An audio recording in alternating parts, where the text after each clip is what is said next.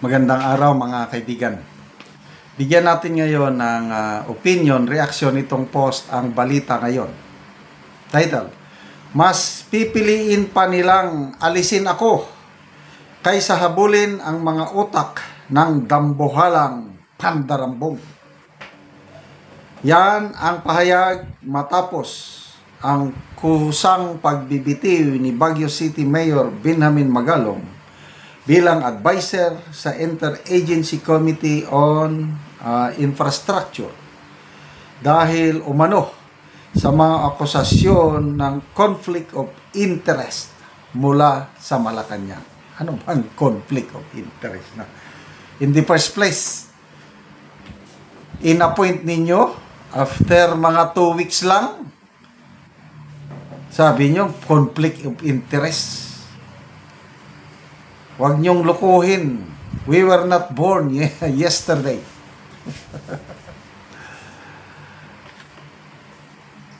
Ang kanyang pag-alis ay nakaugat umano sa paniniwalang mas inuuna ang mga otoridad ang pagtanggal sa kanya kaysa pagtuunan ng pansin ang mga tunay na salarin sa likod ng mga ghost projects. Agree. Tatakot kayo. Dahil hindi nyo kayang kontrolin si Mayor Magalong, hindi siya mahawakan sa liig.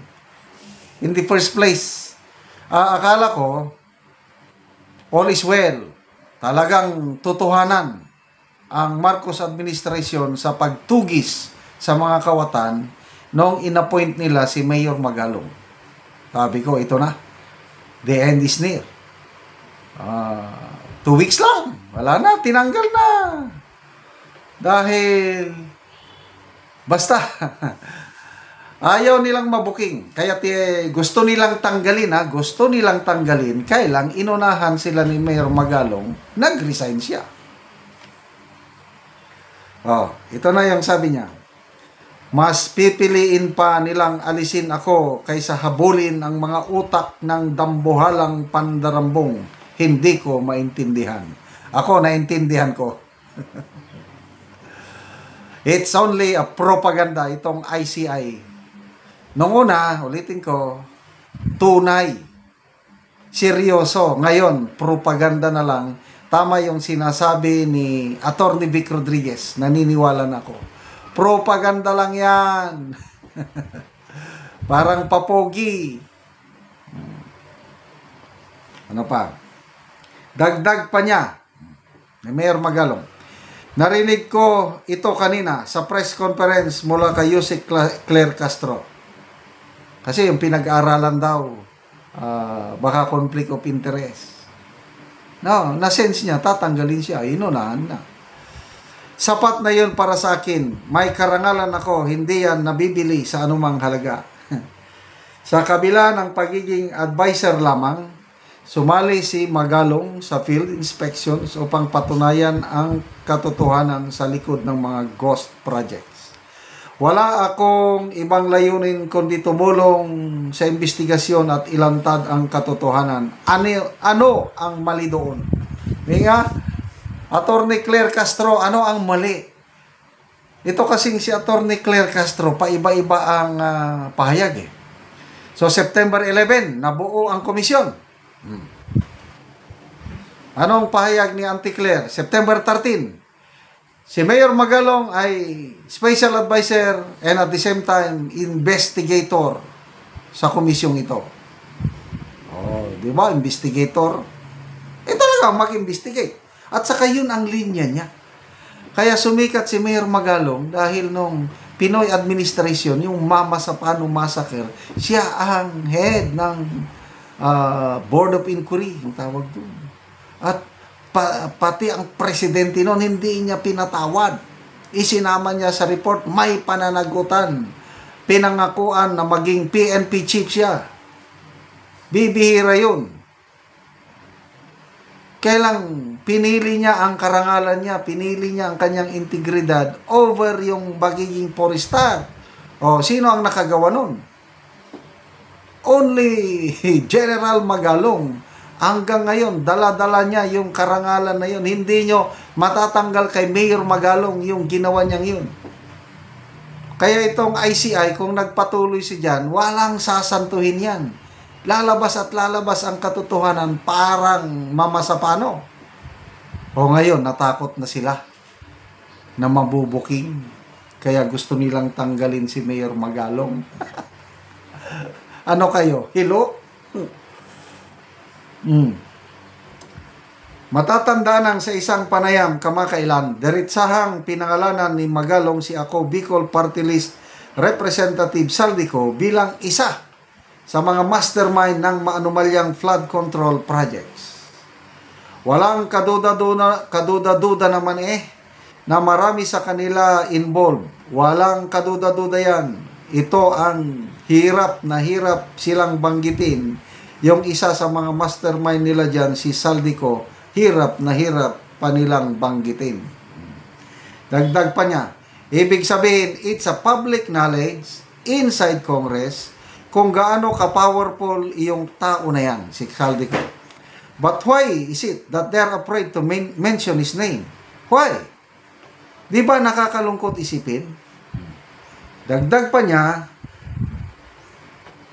parehong panayam, posibleng may mas mataas pang personalidad kaysa kay Ko na siyang tunay na utak ng anomalya.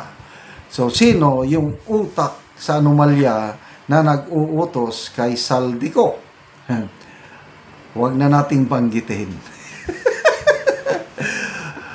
The name that can never be mentioned, huwag nating banggitin. Ang bumabanggit lang yan si Kiko Barsaga. At saka si Attorney Roweno Ganson. Pakinggan nyo sila. Binabanggit. Diretsahan ako. Hindi ko na rin lang banggitin. Kaya lang alam nyo na. Alam na ng taong bayan kung sino-sino sila. Okay, so good luck, Mayor Magalong. Mayor Tribe Increase. Ikaw ang tunay sumasalamin ng karakter ng isang PMAer. Courage, loyalty, integrity, tapang. Nanganganib ang buhay ni Mayor Magalong sa ginagawa niya ito. Pati pamilya niya. But yun ang courage. Loyalty, kanino siya loyal? Loyal siya sa taong bayan. Loyal siya sa inang bansa. And then integrity. Unquestionable. Hindi naman siya santo.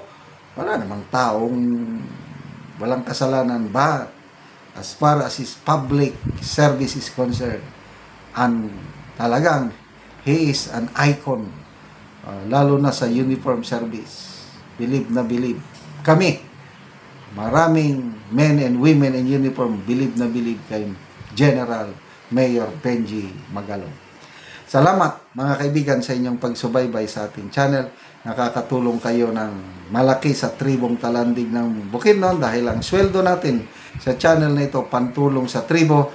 Sa ngayon, namimigay tayo ng mga yero at pako para makapagpatayo itong tribo ng mas maayos na tirahan. Panoorin nyo ang video na ito. Yang natagaan na mo og yero. Sa Inabang. So, kan ni ang iyang balay. So, gipang lutodan ra gani og bato. Iyang balay. Muna ni ang itsura sa iyang balay. Gatakilid na. Tagid na to nga kuan na gid kaayo, karaan na gid kay nga balay. Muna ni ang itsura sa balay sa taga na Mugiro. Ang giluagon sa buslot sa ilang atop. So, pang butangan unta og silupin apan ang silupin nagisi nagihapon. Mud kay lata na magid kaayo ang yero.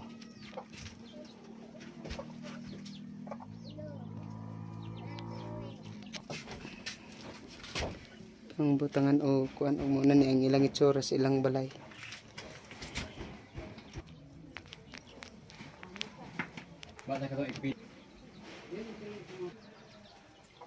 O karon niya pila na manggid katuig ang imong balay nga imong atop nga inana ng itsura? Mga 20 na gid nga katawig. 20 na katuig. So dugay na gid nga nagantos mo sa ulan. O dugay na gid.